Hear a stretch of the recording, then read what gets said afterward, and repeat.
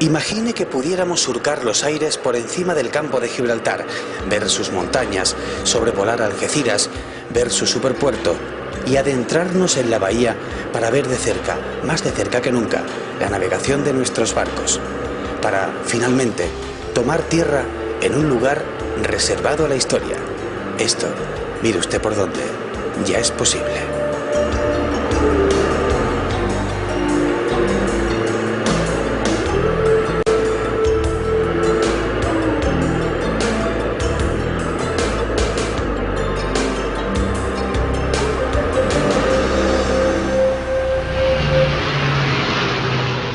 El istmo que une la línea con Gibraltar, que tiene 800 metros de ancho, es un istmo que siempre ha existido. Si no hubiera existido, Gibraltar habría sido una isla, y nunca ha sido una isla. Estaba unido a la península por un istmo arenoso, que es el que ellos ocupan y que luego convierten en un hipódromo, y que posteriormente se convierte en una pista aeronaval para entrenamiento y casos de emergencia. Había una laguna natural en la parte, mirando hacia Gibraltar, en la parte occidental, a la derecha, que había una especie de laguna, pero en la parte de la izquierda ha sido siempre un istmo arenoso. Esa parte de la laguna se rellena con tierra y se convierte en istmo arenoso igual que la parte oriental o la parte de la izquierda mirando hacia Gibraltar. El Tratado de Utrecht determina la entrega de la plaza de Gibraltar de murallas para adentro. Entonces, el istmo nunca se cede en tratado internacional.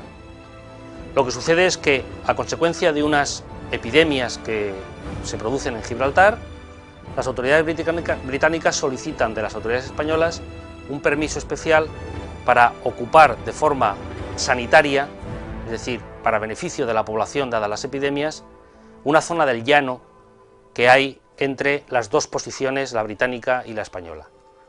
Esa autorización se concede y se ocupa de forma sanitaria por parte de enfermos y personas sanas esa zona.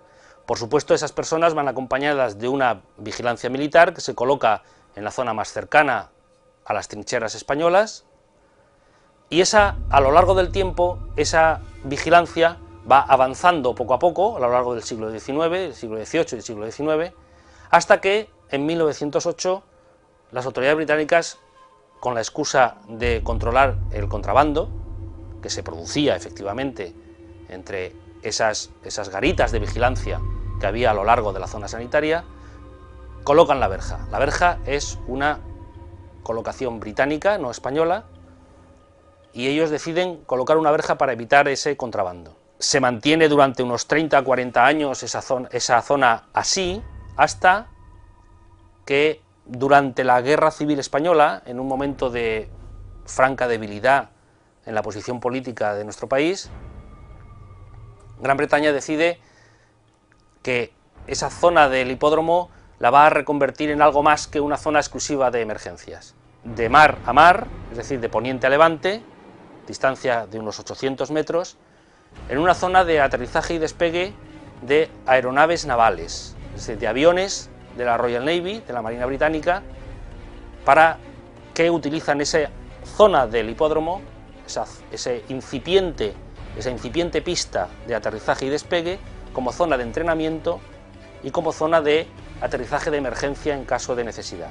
Empieza a asfaltar o empieza a alisar la zona, a alisarla mucho más, la asfalta, hasta que llegamos a la Segunda Guerra Mundial, en la que de 800 metros hasta el año 42 se consigue llegar, rellenando ya parte de la bahía, hasta los 1.400 metros de pista, y esa ya pista de aeropuerto interviene decisivamente en la operación Torch de la Segunda Guerra Mundial para la ocupación del norte de África. En 7 semanas, entre noviembre y enero, despegan de Gibraltar 1.700 aviones con destino al norte de África en la operación Torch de ocupación del norte de África por las fuerzas aliadas británicas, americanas y canadienses de la Segunda Guerra Mundial. Al final siguen ampliando, siguen rellenando hacia la bahía, hacia la zona de Occidente, hacia la derecha mirando a Gibraltar, hasta llegar a los 1.829 metros con que cuenta actualmente la pista del aeropuerto de Gibraltar. Desde entonces hasta ahora ha llovido mucho. En 1987 se producía un primer acuerdo y muchos estudiosos analizaban el asunto.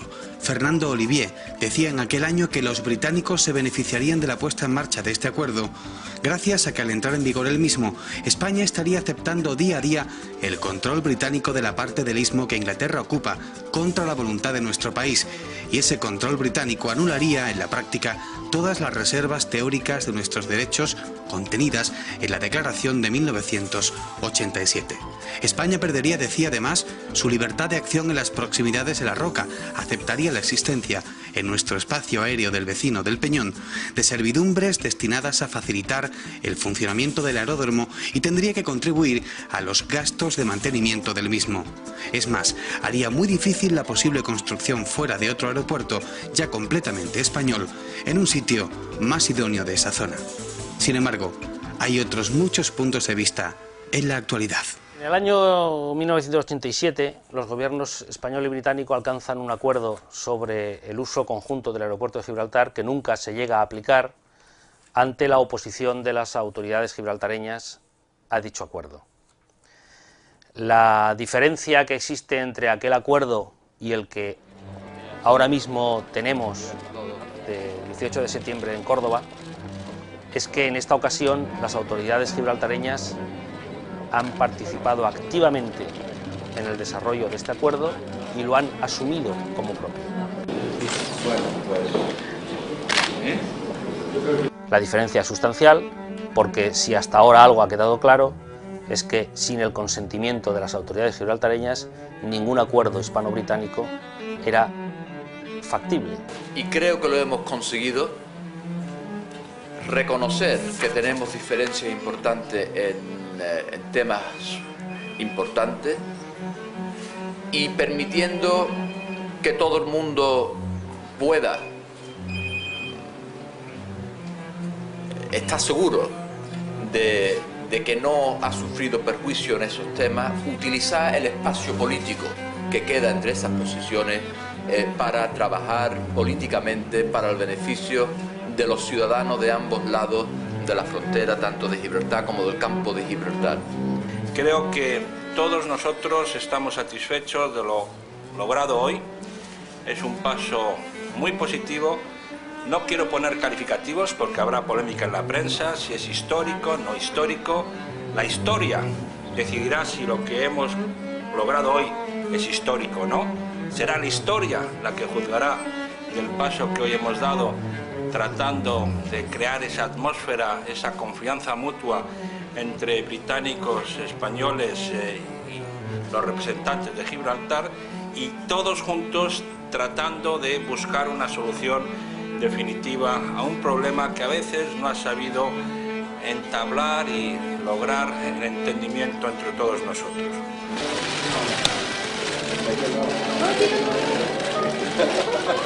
Ellos a los gibraltareños no les gusta hablar del uso conjunto, sino del uso compartido del aeropuerto de Gibraltar. Podría tener muchas interpretaciones. El uso conjunto puede interpretarse como que va a existir codirección en las decisiones, y el uso compartido podría conllevar la interpretación de que va a haber acuerdos previos pero sin intervenir en la decisión final. No sabemos todavía cómo va a acabar ni cómo se va a materializar la concreción. Lo que sí que está en los acuerdos de Córdoba es que va a existir una comisión técnica conjunta para tratar todos los aspectos que afecten al uso del aeropuerto de Gibraltar, en las que va a intervenir autoridades aeroportuarias españolas. La fecha clave es el 16 de diciembre de 2006. A partir de ahí, Iberia, la aerolínea española, se hace cargo del vuelo diario que unirá Gibraltar con Madrid. Entre la 1 y las 3 de la tarde, en ambos sentidos, los gibraltareños, los madrileños, los españoles, los británicos, podremos disfrutar de una línea directa entre la Terminal 4, y el aeropuerto de Gibraltar se puede reservar fácilmente a través de internet, en la página de Iberia y en las páginas de vuelos baratos, porque precisamente en función del vuelo que se seleccione puede ser bastante económico. Oscila entre los 80-90 euros, incluso en vuelos directos, y sube muchísimo también teniendo en cuenta escalas en el aeropuerto de Londres. Si se reserva con tiempo, se puede conseguir un vuelo a Gibraltar por poco precio y por poco tiempo. El aeropuerto de Gibraltar primero tiene dos limitaciones. Una, su longitud, la longitud de la pista, que son 1829 metros, que en principio para el aterrizaje y despegue de aeronaves comerciales de tamaño medio no tiene ninguna dificultad. De hecho, aterrizan y despegan todos los días aviones de 120-130 pasajeros con destino a Gran Bretaña sin ningún problema. Y luego tiene la limitación de que la única carretera de acceso a Gibraltar atraviesa la pista del aeropuerto. Yo creo que es el único aeropuerto del mundo que yo conozca en el que una carretera lo atraviesa. Y cada vez que aterriza o despega un avión hay que cortar la carretera. Esto significa que si con 4 vuelos diarios es perfectamente asumible, con 40 sería cuestionable, porque la ciudad quedaría cerrada durante muchísimo tiempo al día. La solución es buscar otra vía de acceso al aeropuerto. Desde hace muchos años se habló de un túnel bajo la pista. Técnicamente parece que es complicado, dado que es un istmo arenoso y que debajo lo que hay es agua. Parece ser que se ha buscado otra alternativa, y es la de hacer un acceso por cabecera de pista, por la zona de Levante, que bien puede ser terrestre o bien subterránea, con la posibilidad de que no existe dificultad o no habría que cortar el acceso cada vez que aterrice o despegue un avión, puesto que en cabecera de pista pueden estar circulando coches aterrizando o despegando aviones. Todos hemos ido al aeropuerto de Málaga por la autovía y nos ha pasado un avión a 50 metros de la cabeza.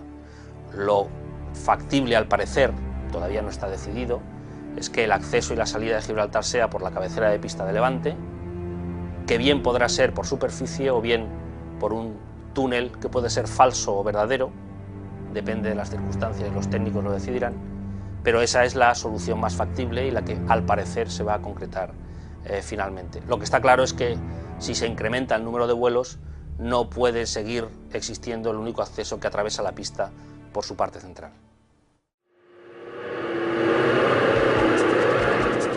Volvemos a despegar del aeropuerto de Gibraltar, el aeropuerto conjunto de Gibraltar.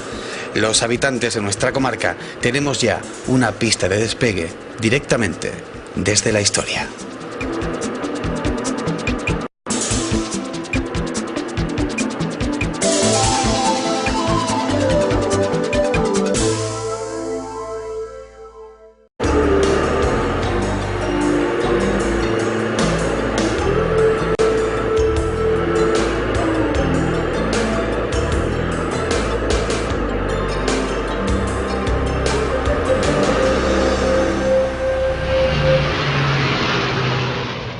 Que une la línea con Gibraltar, que tiene 800 metros de ancho, es un istmo que siempre ha existido.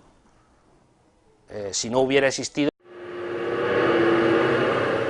Imagine que pudiéramos surcar los aires por encima del campo de Gibraltar, ver sus montañas, sobrevolar Algeciras, ver su superpuerto y adentrarnos en la bahía para ver de cerca, más de cerca que nunca, la navegación de nuestros barcos, para, finalmente, tomar tierra en un lugar reservado a la historia.